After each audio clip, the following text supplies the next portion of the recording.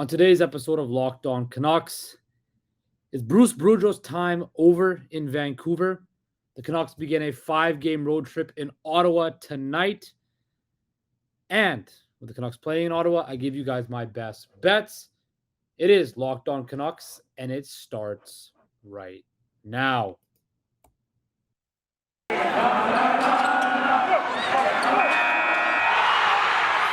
You're Locked On Canucks, your daily podcast on the Vancouver Canucks. Part of the Locked On Podcast Network, your team every day. What is up, everybody, and welcome to Locked On Canucks, the show that keeps you locked in on all things Vancouver Canucks. Of course, I'm your host, Justin Pooney. You can find me at Twitter at Justin Pooney. That's JUSTINPOONI with an underscore at the end. That is, of course, Justin Pooney with an underscore at the end. You can follow me on Instagram at Process Sports. That's Process Sports with an underscore at the end. Kind of keep it the same thing. Also, I want to thank you for making Locked On Canucks your first listen of the day. We are free and available wherever you get your podcasting services. Also, please like and subscribe to our YouTube channel. All you got to do is go to YouTube and type in Locked On Canucks. We will be the first thing that shows up. So, Saturday night was a debacle. Once again, another third period blown lead. Canucks fall in shootout to Nashville. And tonight, they begin a 5-game road trip, which kind of, frankly, will determine the rest of their season. And if you've been living under a rock, yesterday, President of Hockey Operations, Jim Rutherford, dropped some bombshells on Vancouver radio, basically ripping to shreds Bruce Boudreau. And before we get into tonight's game with Ottawa, I want to go over what happened yesterday because boy, oh boy, was it juicy. Now, all the fans are, going nuts about a rebuild and all of that. Jim Rutherford did not say they're going to rebuild. Jim Rutherford basically ripped apart the structure and player performance of the Vancouver Canucks. One of the quote, and then, Bruce Boudreau, of course, then today kind of defended himself. However, Jim Rutherford, had a few main themes that he mentioned during his media availability yesterday. He wants the players to be more accountable. He thinks the team structure is faulty and that better, system play, more structure would make it easier for everyone. He's going to continue to make the Canucks younger and particularly focus on remaking the defense. He plans to continue to make the he won't express, and he basically the final thing is he's not gonna give Bruce Boudreau any leeway or any vote of confidence, and that's quite obvious. And he said, if we were playing in a real strong structure, it would make it easier for our defense to play, and it wouldn't matter who's on our defense. But right now, we don't have a strong structure, and we need to change the makeup of our defense. He also touched upon Bo Horvat, but I'll get to that in a minute. My thing is this. If you were going to rip your coach like Jim Rutherford did in the media like that, why'd you even bring him back? He wasn't your guy, right? You had full opportunity. He didn't have full opportunity, but Boudreau had an option to come back and coach in Vancouver in his contract. He exercised that option and came back to coach. Now, could Rutherford and them have been put in a situation where they don't want Bruce Boudreau as their coach? Well, I think it's quite obvious that Jim Rutherford does not want Bruce Boudreau as the coach of the Vancouver Canucks. That's not his guy. And with the start to the season, it's clear that he is not happy with how his team's performing, and as he should be. The buck stops with him. And I get it. He's not happy with how it's going, but I don't see how I just don't understand the idea of throwing your coach and all the players under the bus in the season, in the media like that. Does that boost the morale? Is that going to light a fire under the team? Not perhaps, right? We're going to see what happens tonight. But this team, right, is in a weird position. It's kind of a weird analogy, but the Canucks are kind of like when you're like 12 to 14 or 15, you're in that weird age where, you're going through changes. You're not a little kid anymore, but you're also not a grown adult.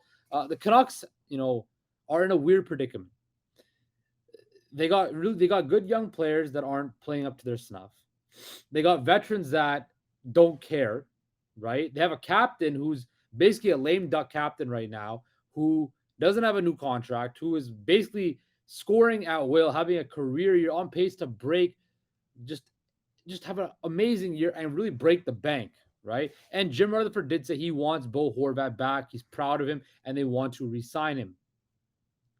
But the Canucks are in a weird spot. And this team and this franchise has not had structure for a very long time. It's very clear that there is no dialogue or no connection between the front office and the coaching staff. And therefore, you're seeing that how the front office wants the team run and how the coaching staff wants the team run. They're not meshing, and you're seeing that in the play right now. You're seeing the Canucks are 3-6-3. They have 9 points. They're sixth in the Pacific Division. And that's not where they should be. Now, can they go ahead on a run and, go 4-1 on this road trip and, everything is kind of, back to normal kind of thing? Can they end up going back 7-7-3? Yeah, they could. Is that going to happen? I don't know. And I don't think so. They start off tonight in Ottawa, and Ottawa is not playing that well. And they're been a flop a bit too this year. They're last in the Atlantic, but there's a lot of talented players in Ottawa. But I'll save the game preview for after this break. But when I look at this Canucks team and I look at this, do you just fire Bruce Boudreau after this road trip? Is that a legitimate question? If the Canucks come back with one win after this road trip, like a 1-3-1, right? They get 3 points out of a possible 10. Do you just fire Bruce Boudreau? Do you fire him and just write off the season? Potentially. And that's why this road trip right here is massive. They need to win at least 3 games. They need to get points in 4 or 5, right? The Canucks need to collect points at a premium right now because they're already behind the 8 ball.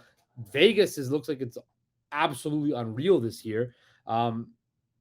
Edmonton, Calgary, Seattle, LA, you're going to have to make some headway.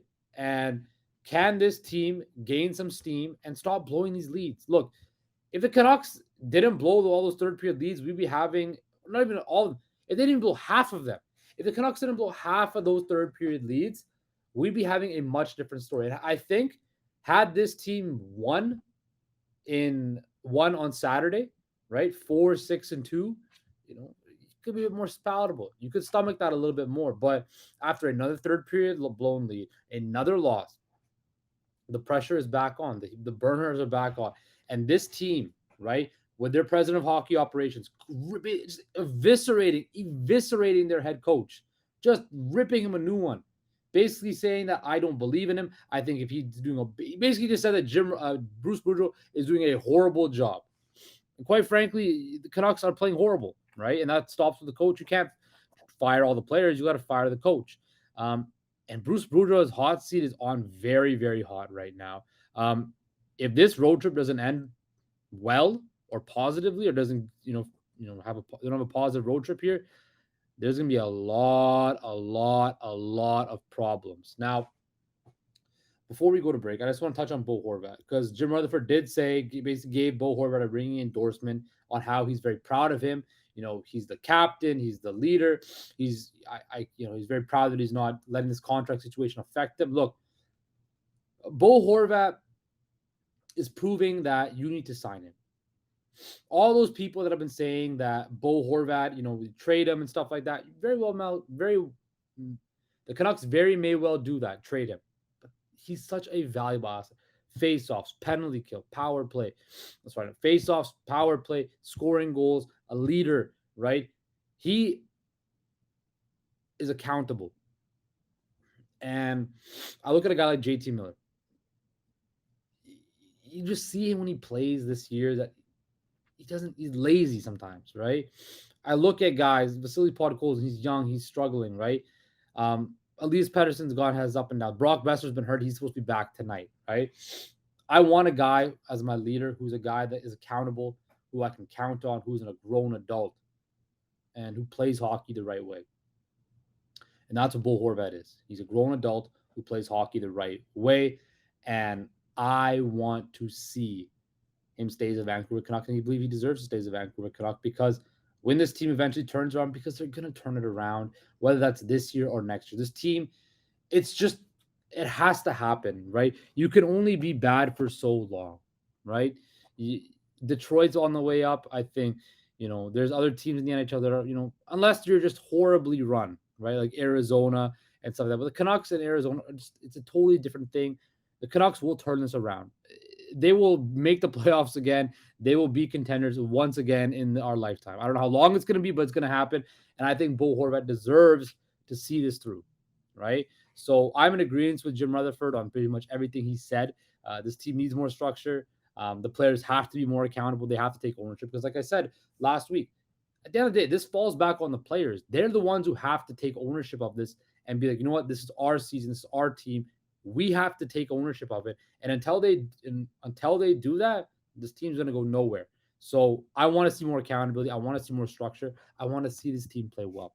And I want to see Bo Horvat remain a Vancouver Canuck. But coming up after this break, we're going to actually talk about tonight's game against the Ottawa Senators. But first, I would like to talk to you guys about the fine folks at betonline.net. Betonline.net is your number one source for sports betting info, stats, news, and analysis. Get the latest odds and trends for every professional and amateur league out there, from football to basketball to soccer and esports.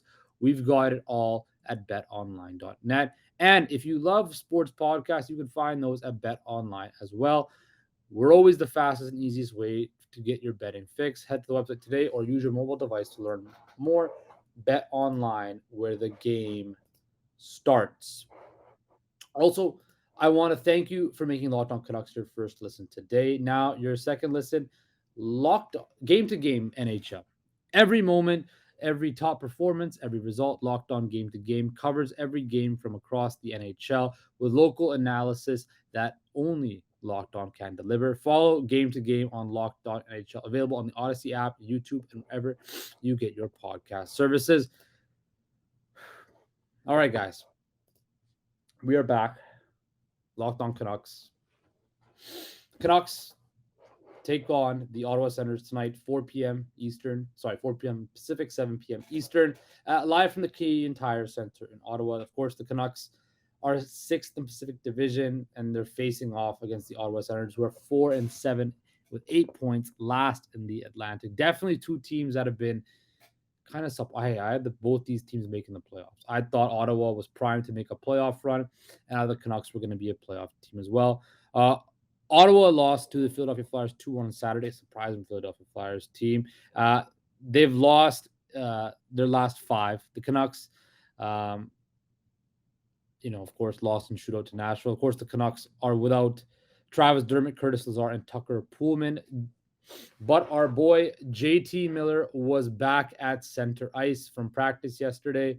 He was centering a line with Miller and Tanner Pearson. Bo Horvat was with Connor Garland and Vasily Podkolzin. Pettersson, Kuzmenko still the same, while Niels Aman and Dakota Joshua are there as well. So basically, JT Miller is back at center, and he's got 9 points in his last 6 games, 5 of them on the power play, and he's back at center because the Canucks need more balance. He wanted to be back in the middle. He just wanted to get his game going. Now that his game is going, he's back in the middle.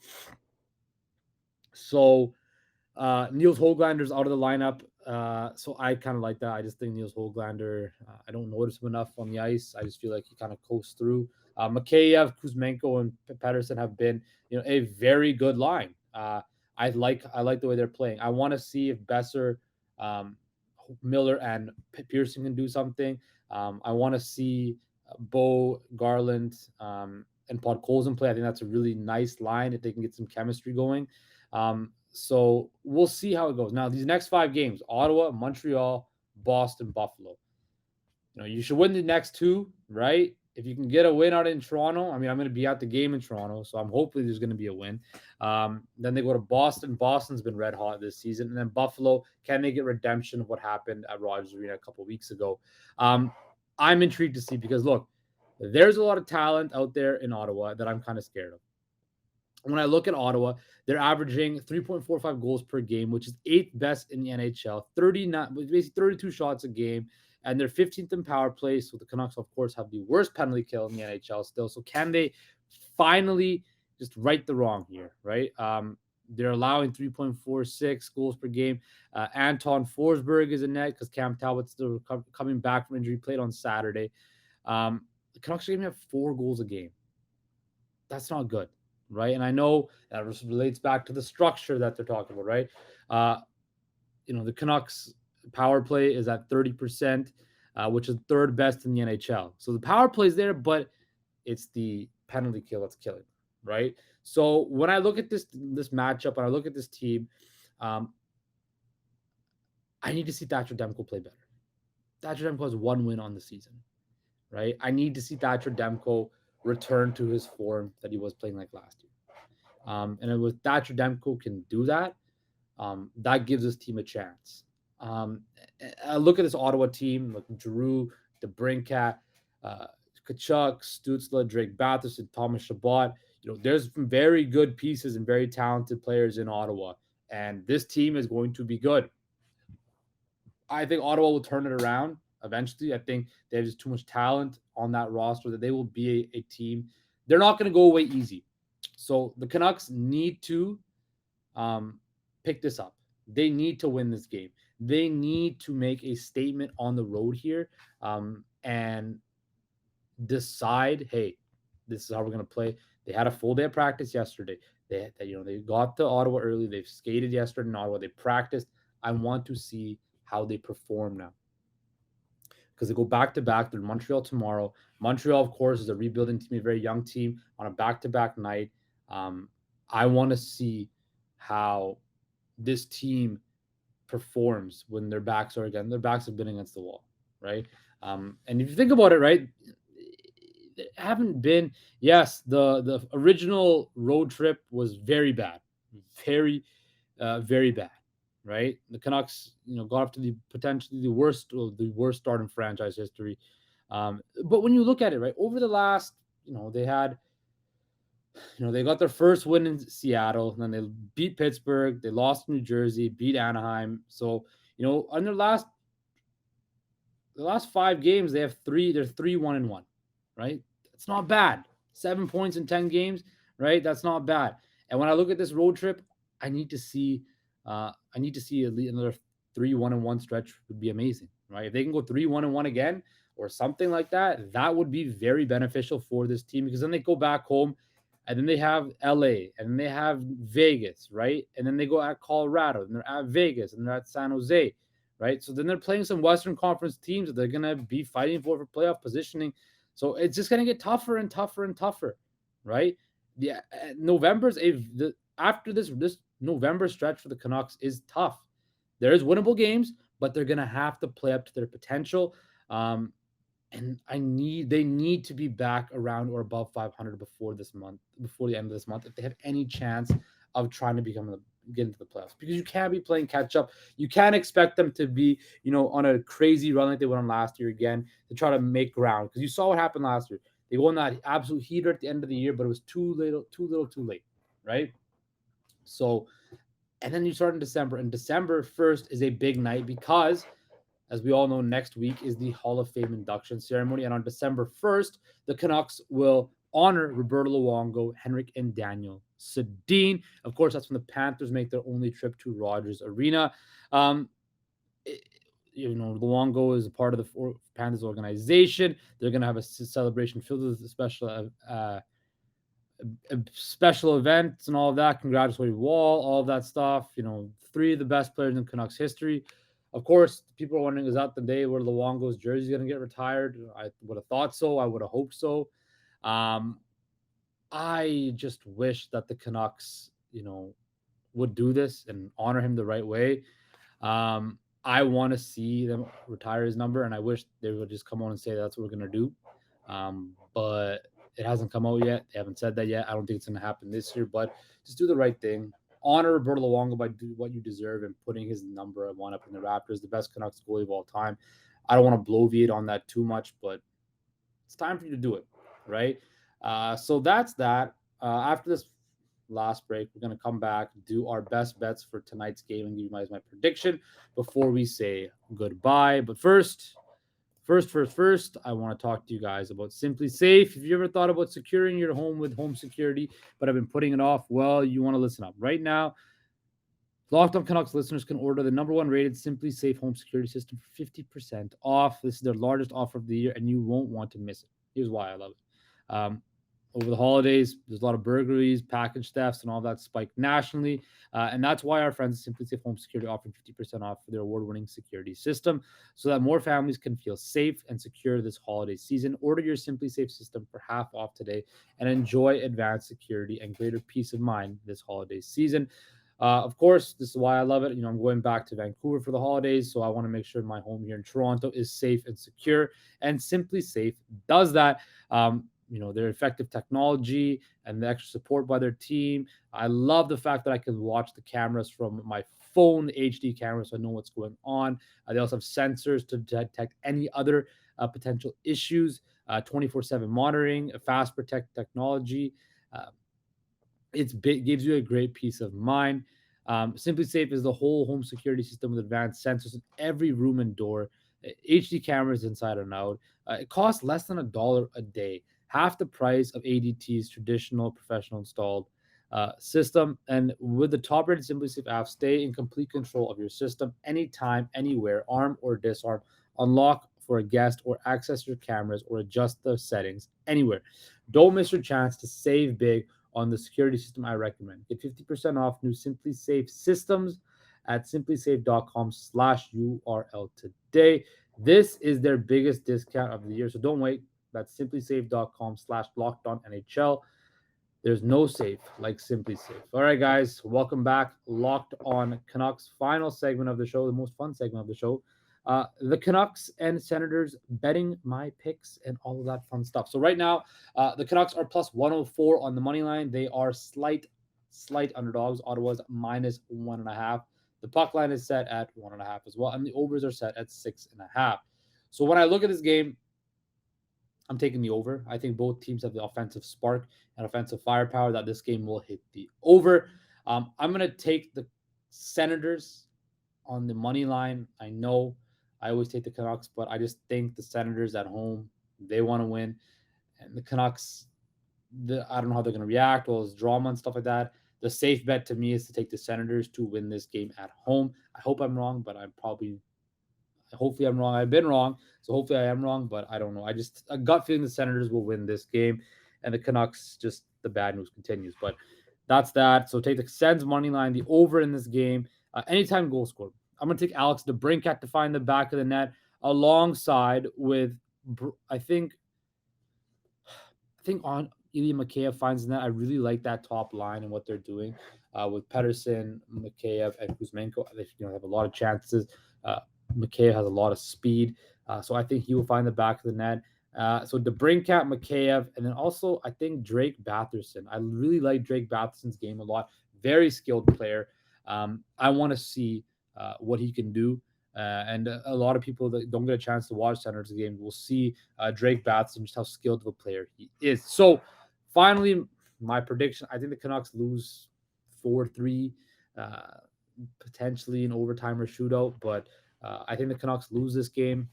It's going to be close, but the Canucks are going to lose this game. It's going to hit the over and then take a Mikheyev goal, Tkachuk goal, and then Mikheyev, DeBrincat, and then Drake Batherson to score as well. Take those picks. You should cash them in for a lot of money if you want to put a lot of money on them. Tomorrow, we're going to recap today's game in Ottawa and preview tomorrow's game in Montreal. I want to thank you for making Locked On Canucks your first listen of the day. For your next listen, check out Locked On Sports Today podcast, the biggest stories of the day, plus instant reactions, big game recaps, and the take of the day. Available on the Odyssey app, YouTube, and wherever you get your podcasts. Take care, guys. Stay safe. And I will talk to you tomorrow.